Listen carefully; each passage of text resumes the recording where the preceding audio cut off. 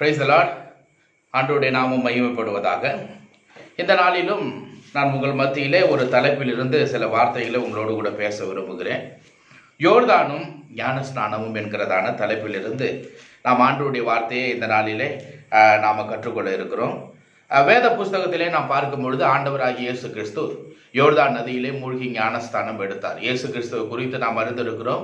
அவர் யோர்தான் நதியிலே ஞானஸ்தானம் எடுத்தார். அவருக்குள்ள எந்த ஒரு பாவமும் இல்லை. ஆனாலும் ஆண்டவர் இயேசு கிறிஸ்து நமக்கு முன்மாதிரியாக இந்த உலகத்தில் பிறந்த ஒவ்வொரு மனுஷனும் ஞானஸ்தானம் எடுத்தால்தான் பரலோக ராஜ்யத்துக்குள் பிரவேசிக்க முடியும் என்பதற்காக ஆண்டவராகிய இயேசு கிறிஸ்து இந்த உலகத்தில் வந்து அவர் யோர்தான் நதியிலே யோவான் ஸ்நானகன் மூலமாக ஞானஸ்தானம் எடுத்ததை நாம் வேதத்திலே வாசிக்கிறோம். ஆண்டவர் அந்த நாளிலே அநேக நதிகள் இருந்தது. அநேக நதிகள் இருந்தாலும் ஆண்டவராகிய இயேசு கிறிஸ்து யோர்தான் நதியை தெரிந்து கொண்டு இந்த யோர்தான் நதியிலே சென்று அவர் முழுக்கு ஞானஸ்தானம் எடுப்பதற்கு என்ன காரணம்? இதை குறித்து நாம் இந்த நாளிலே முக்கியமாக அறிந்து கொள்ள வேண்டும். எனவேதான் இந்த தலைப்பு யோர்தானும் ஞானஸ்தானமும் என்கிறதான தலைப்பாய் நான் தெரிந்து கொண்டிருக்கிறேன். இந்த தலைப்பில் இருந்து தான் உங்களோடு கூட நான் இந்த நாளிலே சில வார்த்தைகளை உங்களோடு கூட பேச விரும்புகிறேன். வேத புஸ்தகத்திலே மத்தேயு சுவிசேஷ புஸ்தகத்திலே 3வது அதிகாரத்திலே 13வது வசனத்திலே வாசிக்கும் பொழுது, அப்பொழுது யோவானால் ஞானஸ்தானம் பெறுவதற்கு இயேசு கலிலியாவை விட்டு யோர்தானுக்கு அருகே அவனிடத்தில் வந்தார் என்று வசனத்திலே எழுதியிருக்கிறது. ஆண்டவராக இயேசு கிறிஸ்து ஞானஸ்தானம் எடுப்பதற்கு யோவான் ஸ்நானகன் இடத்துல எடுப்பதற்கு அவர் யோர்தான் நதிக்கு போனார். அந்த நாட்களிலே யோவான் ஸ்நானகன் யோர்தான் நதியிலே அநேகருக்கு பாவங்களை குறித்து அவர் எச்சரிக்கை கொடுத்து அவர் பிரசங்கித்து கொண்டிருந்தார். மனம் திரும்புவதற்கு அவர் பிரசங்கித்தார். அந்த நாட்களிலே அவருடைய வார்த்தையை கேட்டு மனம் திரும்பிய ஜனங்கள் எல்லாம் யோர்தானிலே யோவான் ஸ்நானகன் மூலமாய் கொடுக்கப்பட்டதான ஞானஸ்தானத்தை பெற்றுக் கொண்டு இருந்தார்கள். அந்த நேரத்திலே நடக்கிறதான காரியம் தான் ஆண்டவராகிய இயேசு கிறிஸ்து யோவான் ஸ்நானகன் மூலமாக அவர் யோர்தான் நதியிலே ஞானஸ்தானம் எடுக்கிறதை நாம் வேதத்திலே வாசிக்கிறோம். சரி, நான் வேதத்திலே வாசிக்கும் பொழுது ஆண்டவருடைய ஞானஸ்தானம் எந்த இடத்துல அது கொடுக்கப்பட்டது என்றால் யோர்தான் நதியிலே கொடுக்கப்பட்டது. இந்த யோர்தான் நதியை குறித்து தான் இந்த நாளிலே நாம் ஆழமா சில காரியங்களை நாம் பார்க்க போகிறோம். யோர்தான் நதி இன்னும் அநேக காரியங்களுக்கு உதாரணமாக எழுதி வைக்கப்பட்டிருக்கிறது. இந்த யோர்தான் நதி பழைய ஏற்பாட்டில் இருந்ததான தேவனுடைய பிள்ளைகளுக்கும் அது ஞானஸ்தானத்துக்கு ஒப்பாக இருந்தது குறித்தும் வேத வசனம் நமக்கு தெளிவாக சொல்லு இருக்கிறது. நாம் அதையும் இந்த நாளிலே நம்ம கற்றுக்கொள்ள போகிறோம். ஆண்டவராகிய இயேசு கிறிஸ்து அவர் யோவான் ஸ்நானகர் மூலமா யோர்தான் நதியிலே மூழ்கி ஞானஸ்தானம் எடுத்தார். முழுக்கு ஞானஸ்தானம் இந்த நாளிலே எடுக்க வேண்டும். ஞானஸ்தானம் எடுக்கலன்னா தேவனுடைய ராஜ்யத்துக்குள் பிரவேசிக்க முடியாது. ஆண்டவராகிய இயேசு கிறிஸ்து நிக்கோதேமிடத்துல சொன்னதான வார்த்தையை நாம் வாசிக்கிறோம். ஜலத்தினாலும் ஆவியினாலும் பிறவாவிட்டால் தேவனுடைய ராஜ்யத்தில் பிரவேசிக்க முடியாது. அதே போல நாம் தீத்து புஸ்தகத்திலே வாசிக்கும் பொழுது அங்கு 3வது அதிகாரம் 5வது வசனத்தில் எழுதியிருக்கிறது, மறுஜென்மம் முழுக்கு என்று சொல்லப்படுகிறதான இந்த ஞானஸ்தானத்தை எடுத்தால்தான் நாம பரலோக ராஜ்யத்துக்குள் பிரவேசிக்க முடியும் என்பது குறித்து வசனம் நமக்கு தெளிவாக சொல்லுகிறது. சரி, பழைய ஏற்பாட்டிலே நாம் பார்க்கும் பொழுது இந்த யோர்தான் அநேக சில காரியங்களுக்கு சில தேவ மனுஷர்களுக்கு அது ஒரு ஞானஸ்தானத்துக்கு ஒப்பாக எழுதப்பட்டிருக்கிறது. அதை குறித்து நாம் வேதத்திலே வாசிக்கும் பொழுது நாம் வேதத்திலே வாசிக்கலாம். 2 ராஜாக்கள் புஸ்தகம் 5வது அதிகாரத்திலே 14வது வசனத்திலே வாசிக்கும் பொழுது 2 ராஜாக்கள் புஸ்தகம் 5வது அதிகாரத்திலே 14ஆம் வசனத்தை வாசிக்கும் பொழுது இங்க நாகமானை குறித்து சொல்லியிருக்கிறது. இந்த நாகமானை குறித்து நாம் வேதத்திலே வாசிக்க போகிறோம். இந்த நாகமான் இங்கே எலிசாவிடத்தில் வருகிறதான காரியத்தை நாம் வேதத்திலே வாசிக்கிறோம். இந்த நாகமான் எலிசாவிடத்தில் வந்து அவர் சுகம் பெறுவதற்காக வருகிறார். அவருடைய சரீரத்தில் ஒரு குஷ்டரோக வியாதி இருந்தது. அவருக்கு சுகம் கிடைக்கவில்லை. சில மருத்துவர்களை நாடி இருக்கிறார். அநேக இடங்களில் முயற்சி செய்திருக்கிறார். ஆனாலும் அவருக்கு உடல் இருந்ததான வியாதி சுகம் அடையவில்லை. அப்படிப்பட்டதான ஒரு சூழ்நிலையில ஒரு சிறு பெண் மூலமாய் கேள்விப்பட்டு அவர் சமாரியாவில் இருக்கிறதான தேவனுடைய மனுஷனிடத்தில் வருகிறார். அவர் வரும் பொழுதுதான் நாம் வேதத்தில் வாசிக்கிறோம், அப்பொழுது எலிசா அவரிடத்தில் சொல்லுகிறதான வார்த்தை ஆள் அனுப்பி சொல்லுகிறார், யோர்தானிலே போய் 7 தரம் முழுகினால் அவனுடைய சரீரத்தில் இருக்கிறதான குஷ்டரோகம் எங்கி நீ சுகமாய் விடுவாய் என்று சொல்லுகிறார். ஆனால் இந்த வார்த்தை கேட்ட பிறகு இவர் ரொம்ப உக்கிர கோபத்தோடு திரும்பி போனார் என்று வசனம் சொல்லுகிறது. அப்படின்னா இவர் என்ன நினைத்து வந்தாருன்னா, நான் எலிசாவிடத்துல போனா எலிசா என்ன செய்வார், தன்னுடைய கைகளினாலே தொட்டு என்னுடைய சரீரத்தில் எந்த இடத்துல குஷ்டரோக வியாதி இருக்கிறதோ அதை அவர் சுஸ்தமாக்குவார் என்று சொல்லி அவர் நினைத்தார். ஆனா வேதத்துல நாம் வாசிக்கும் பொழுது என்ன அங்க எழுதி இருக்கிறது அப்படின்னா, அவர் வருகிறார். ஆனா இவர் சொல்லுகிறதான வார்த்தை யோர்தான் நதியில போய் 7 தரம் முழுகு. ஆனா அவர் ரொம்ப கோபமாயி போறார். ஆனா அவருடைய வேலைக்காரன் சொன்ன பிறகு அந்த தேவ மனுஷர் சொன்ன வார்த்தையின்படி செய்து பார்க்கலாமே என்று சொல்லி இந்த நாகமான் யோர்தான் நதியிலே போய் 7 தரம் முழுகி அவர் எழுந்திருக்கும் பொழுது அவருடைய சரீரம் சிறு பிள்ளையின் தோலை போல ஆயிற்று என்று வசனம் சொல்கிறது. வேத வசனத்திலே நாம் வாசிக்கும் பொழுது 2 ராஜாக்கள் புஸ்தகம் 5வது அதிகாரத்திலே 14வது வசனத்திலே இப்படியாக எழுதியிருக்கிறது. 2 ராஜாக்கள் புஸ்தகம் 5வது அதிகாரத்திலே 14வது வசனத்திலே, அப்பொழுது அவன் இறங்கி தேவனுடைய மனுஷன் வார்த்தையின்படி யோர்தானில் 7 தரம் முழுகின போது அவன் மாம்சம் ஒரு சிறு பிள்ளையின் மாம்சத்தை போலமாகி அவன் சுத்தமானான். இங்க வேதத்திலே எழுதியிருக்கிறது, இவருடைய சரீரத்தில் குஷ்டரோகம், இந்த குஷ்ட வியாதி அவருடைய சரீரத்தில் இருந்தது. அவர் கனமுள்ள ஒரு மனுஷனா இருந்தார், தேசத்துல ஒரு முக்கியமான ஸ்தானத்துல இருந்தார். ஆனாலும் அவருடைய சரீரத்தில் இந்த வியாதி இருக்கிறது. இந்த வியாதிக்காக அவர் என்ன செய்கிறார் என்றால் இஸ்ரவேலில் இருக்கிறதான தேவ மனுஷனிடத்துல வருகிறார். ஆனால் வேத வசனம் நமக்கு சொல்லுகிறது, அவர் யோர்தானில் 7 தரம் முழுகின பிறகு அவருடைய சரீரத்தில் இருந்ததான இந்த குஷ்டரோகம் அது மாறி அவன் சுத்தமானான் என்று சொல்லியிருக்கிறது. ஞானஸ்தானம் எடுக்கும் பொழுது நம்முடைய வாழ்க்கையில நாம் ஒரு எல்லா பாவங்களிலிருந்து விடுவிக்கப்பட்டு நாம் ஆண்டவருக்குள்ளே நாம் ஒரு புதிய ஒரு மறு ஜென்மத்தை நாம் பெறுகிறோம். ஆண்டவருக்கென்று நாம் வாழ நம்ம ஒப்பு கொடுக்கிறோம்.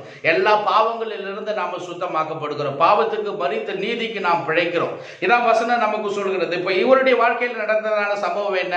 இவர் ஞானஸ்தானம் எடுக்காமல் போயிருந்தார் என்றால் அவருடைய சரீரத்தில் இருந்ததான குஷ்டரோகம் மாறி இருக்காது, நீங்கி இருக்காது, அவர் ஒரு நாள் சுத்தமாக இருக்க வாய்ப்பு இல்லாமல் போயிருந்திருக்கும்.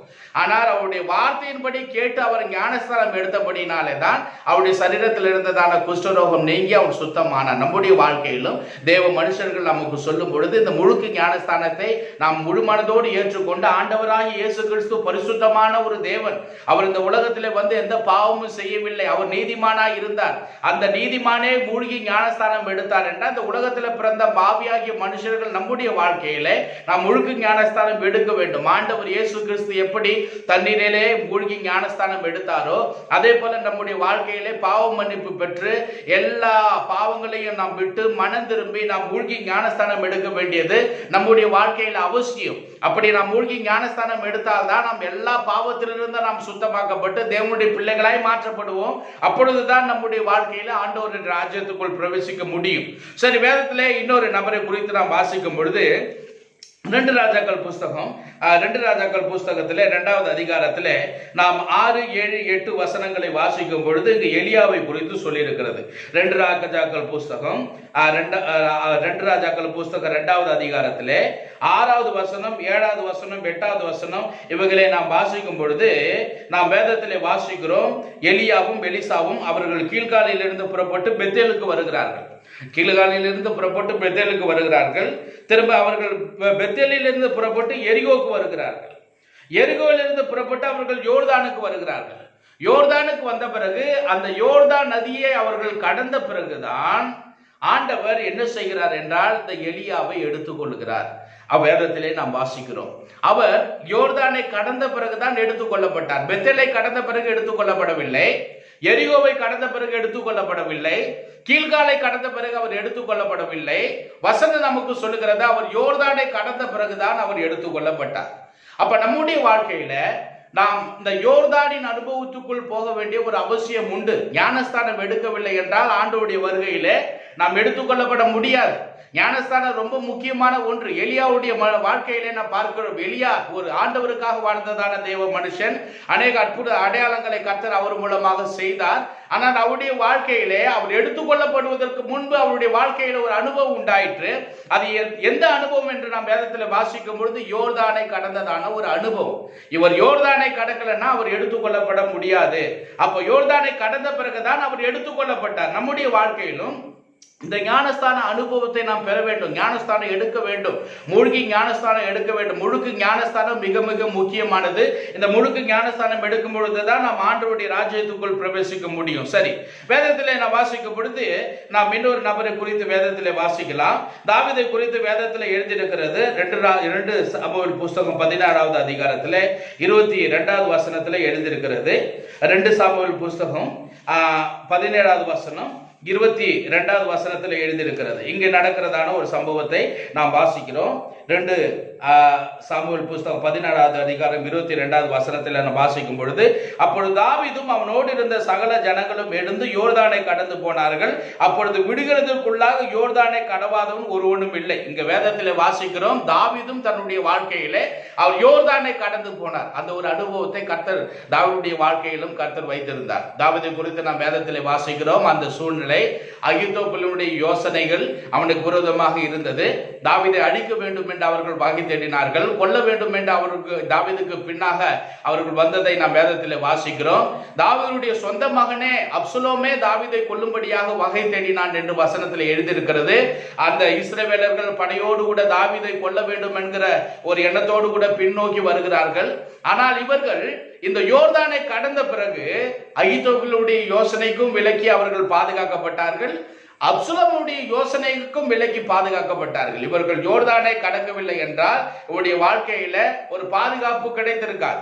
நம்முடைய வாழ்க்கையில இந்த யோர்தானின் அனுபவம் மிக மிக அவசியம். ஞானஸ்தானம் மிக மிக அவசியம்.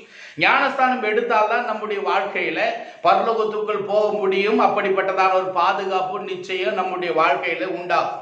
வேதத்திலே வாசிக்கிறோம், தாவீது அவர் அந்த யோர்தானை கடந்த பிறகுதான் தன்னுடைய மகனுடைய கைக்கு அவர் விலக்கி பாதுகாக்கப்பட்டார். அவருடைய உயிர் பாதுகாக்கப்பட்டது. காரணம் என்ன என்றால், அவருடைய ஜீவன் பாதுகாக்கப்பட்டதுக்கு காரணம் வேதத்திலே வாசிக்கும் பொழுது, யோர்தானை கடந்த பிறகு அவர்கள் திரும்பி போய்விட்டார்கள். இவர் கொல்ல வேண்டும் என்று வந்ததான கூட்டம் திரும்பி போய்விட்டது. நம்முடைய வாழ்க்கையில் நமக்கு விரோதமாய் வருகிறதான சத்துரு நம்மை நரகத்துக்கு கொண்டு செல்ல விரும்புகிறார். நமக்கு விரோதமாய் எழும்புகிறதான பிசாசானவன் நம்மை பாவங்களிலே வைத்து நம்மை பாவத்துக்குள்ளாகவே நம்மை வைத்து நடத்த வேண்டும் என்பது அவருடைய சித்தம். ஆனா ஆண்டவருடைய வசனத்திலே நாம் வாசிக்கிறோம், இவர் இந்த யோர்தானை கடந்த பிறகு தாவீது அவர் ஒரு பாதுகாக்கப்பட்டார். அவருடைய உயிர் காக்கப்பட்டது.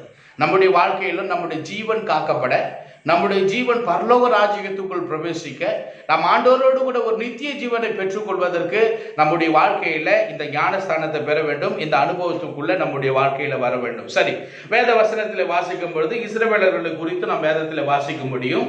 யோசுவா புஸ்தகத்திலே 3வது அதிகாரத்தில் 13 to 17 வரை உள்ள வசனங்களை நாம் வாசிக்கும் பொழுது, யோசுவா புஸ்தகத்திலே 3வது அதிகாரத்திலே 13 முதல் 17 வரை உள்ள வசனங்களை நாம் வாசிக்கும் பொழுது, இந்த இஸ்ரவேலர்கள் இப்போ அவர்கள் கானான் தேசத்துக்குள் பிரவேசிக்க வேண்டும். ஆனால் கானான் தேசத்துக்குள் பிரவேசிப்பதற்கு முன்பு இவர்களுக்கு இருந்ததான தடை என்ன? யோர்தான். இந்த யோர்தானை அவர்கள் கடக்கிறார்கள். யோர்தான் 2ஆக பிளக்கிறது. தண்ணீர் 2 பக்கமும் குவியலாக நிற்கிறது. அவர்கள் வெட்டாந்தாரி வழியாக அவர்கள் கடந்து வருகிறதை நாம் வேதத்திலே வாசிக்கிறோம். 17வது வசனத்திலே நாம் வாசிக்கும் பொழுது 17வது வசனத்திலே இப்படி எழுதியிருக்கிறது, சகல ஜனங்களும் யோர்தானை கடந்து தீர்மானவும் கர்த்தருடைய உடன்படிக்கை பெட்டியை சுமக்கிற ஆசாரியர்கள் யோர்தானின் நடுவிலே தண்ணீர் இல்லாத தரையிலே காலுண்டி நிற்கும் பொழுது இஸ்ரவேலர் எல்லாரும் தண்ணீரற்ற உலர்ந்த தரை வழியாய் கடந்து போனார்கள் என்று சொல்லியிருக்கிறது. இங்கே இஸ்ரவேலர்கள் யோர்தானை கடந்தார்கள். இவர்கள் யோர்தானை கடந்த பிறகுதான் இவர்கள் கானான் தேசத்துக்குள் பிரவேசித்தார்கள். நம்முடைய வாழ்க்கையில நம்ம இந்த ஞானஸ்தானத்தை நம்முடைய வாழ்க்கையில பெற்றால்தான், ஞானஸ்தானம் எடுத்தால்தான், இந்த ஞானஸ்தானத்தின் அனுபவம், முழுக்கு ஞானஸ்தானத்தின் அனுபவம் நம்முடைய வாழ்க்கையில உண்டானால்தான் நாம் நம்முடைய வாழ்க்கையில பரலோக கானானுக்குள் பிரவேசிக்க முடியும். அப்ப நம்முடைய வாழ்க்கையில இந்த யோர்தான் மிக மிக முக்கியமானது. ஆண்டவராக இயேசு கிறிஸ்து ஆண்டவர் நமக்கு ஒரு உதாரணமான காரியத்தை வைத்து விட்டு போயிருக்கிறார். யோர்தான் நதியிலே ஆண்டவராக இயேசு கிறிஸ்து ஞானஸ்தானம் எடுத்தார். நம் வேதத்திலே நாம் வாசிக்கிறோம். அதற்கான காரணத்தை நாம் பார்க்கும் பொழுது வேதத்திலே நமக்கு இன்னும் அநேக யோர்தான் நமக்கு கற்றுக் கொடுக்கிறது. யோர்தான் நதியிலே நாம் பார்க்கும் பொழுது எலியா யோர்தானை கடந்த பிறகு எடுத்துக்கொள்ளப்பட்டதையும், அதே போல இஸ்ரவேலர்கள் யோர்தானை கடந்த பிறகுதான் கானான் தேசத்துக்குள் அவர்கள் பிரவேசிக்கப்பட்டார்கள். அதே போல் வேதத்திலே வாசிக்கும் பொழுது நாகமான் யோர்தான் நதியிலே 7 தரம் முழுகின பிறகுதான் அவன் சுத்தமாக்கப்பட்டான். நம்முடைய பாவங்களிலிருந்து, சாபங்களிலிருந்து, நம்முடைய அக்கிரமங்களிலிருந்து நாம் விடுவிக்கப்பட வேண்டும் என்றால் நம்முடைய வாழ்க்கையில இந்த யோர்தானின் அனுபவம், ஞானஸ்தானத்தின் அனுபவம் நமக்கு மிக மிக முக்கியமான ஒன்று. அவன் யோர்தானிலே வந்து 7 தரம் முழுகின பிறகுதான் சுத்தமானான். ஞானஸ்தானம் எடுத்த பிறகுதான் நாம் ஆண்டவருடைய பிள்ளைகளாய் நாம் நீதிமான்களாக்கப்படுவோம். கர்த்தருக்கு இந்த உலகத்தில் வாழ்வதற்கு கர்த்தர் நமக்கு உதவி செய்வார். அதே போல வேதத்தில் வாசிக்கும் பொழுது தாவீது யோர்தானை கடந்த பிறகுதான் அவனுடைய உயிர் பாதுகாக்கப்பட்டது. சத்துருடைய கையில் இருந்து கர்த்தர் அவனை பாதுகாத்தார். இந்த யோர்தானை கடந்த பிறகு இன்று நம்முடைய வாழ்க்கையில ஞானஸ்தானம் எடுக்கும் பொழுது நாம் ஆண்டவருடைய பிள்ளைகளாய் நாம் மாறுவோம். எல்லா பிசாசுடைய பிடியிலிருந்து நாம் விடுவிக்கப்பட்டு நாம் பரலோக ராஜ்யத்துக்கு வாரிசாய் அவருடைய பிள்ளைகளாய் ஆக்கப்பட்டு நாம் தேவனுடைய ராஜ்யத்துக்குள் பிரவேசிக்க முடியும். வேதத்திலே ஆண்டவர் நமக்கு ஒரு உதாரணமான காரியத்தை விட்டு வைத்து போயிருக்கிறார். யோர்தானிலே ஒரு அனுபவத்தை கர்த்தர் நமக்கு வைத்திருக்கிறார். இந்த யோர்தானும் நாம் வேதத்திலே வாசிக்கிறோம், அநேக உதாரணங்கள் இருக்கிறது. யாக்கோபும் யோர்தானை கடந்த பிறகுதான் அவனுடைய சகோதரனுடைய கைக்கு அவன் விலக்கி பாதுகாக்கப்பட்டான். நாம் வேதத்திலே வாசிக்கிறோம், ஏசாவை குறித்து, ஏசா இந்த யாக்கோபை கொல்ல வேண்டும் என்று வகை தேடினான். என்னால் அவனுடைய எல்லா ஆசீர்வாதங்களையும் யாக்கோபு திருடி கொண்டான். ஏசா யாக்கோபை கொல்ல வேண்டும் என்று அவன் பின்னாக வரும்பொழுது ஆண்டவர் என்ன செய்கிறார் என்றால் இவனை பாதுகாப்பதற்கு யோர்தானை கடந்து போக செய்கிறார். இவன் யோர்தானை கடந்த பிறகு இவனுடைய ஆவி பாதுகாக்கப்பட்டது, உயிர் பாதுகாக்கப்பட்டது என்று சொல்லியிருக்கிறது. நம்முடைய வாழ்க்கையிலும் நாம இந்த யோர்தானின் அனுபவத்துக்குள்ள வர வேண்டும். ஒருவேளை நீங்க மூழ்கி ஞானஸ்தானம் எடுக்காத ஒரு நபர்களா இருந்தீங்கன்னா நீங்க மூழ்கி ஞானஸ்தானம் எடுங்க. யோர்தானை குறித்து ஆண்டவர் நமக்கு இந்த காரியங்களை எல்லாம் வேதத்தில் எழுதி வைத்திருக்கிறார். யோர்தானை கடந்த பிறகுதான் தாவீது அவனுடைய சத்துருடைய கையில் இருந்து அவன் விலக்கி பாதுகாக்கப்பட்டான். யோர்தானை கடந்த பிறகுதான் யாக்கோபு அவன் சகோதரருடைய கைக்கு விலக்கி பாதுகாக்கப்பட்டான். அவனுடைய சத்துருடைய கையில் இருந்து விலகி பாதுகாக்கப்பட்டான். நம்முடைய வாழ்க்கையில இந்த ஞானஸ்தானத்தின் அனுபவம் மிக முக்கியமானது. யோர்தானை கடந்த பிறகுதான் எலியா எடுத்துக்கொள்ளப்பட்டார். ஞானஸ்தானம் எடுக்கலைன்னா நம்முடைய வாழ்க்கையில நம்ம எடுத்துக்கொள்ளப்பட முடியாது. ஞானஸ்தானம் எடுக்க வேண்டும். யோர்தானை கடந்த பிறகுதான் எலியா எடுத்துக்கொள்ளப்பட்டார் என்பதை குறித்து வேத வசனம் நமக்கு சொல்லுகிறது. அவர் பெத்தலை கடந்த பிறகு எடுத்துக்கொள்ளப்படவில்லை.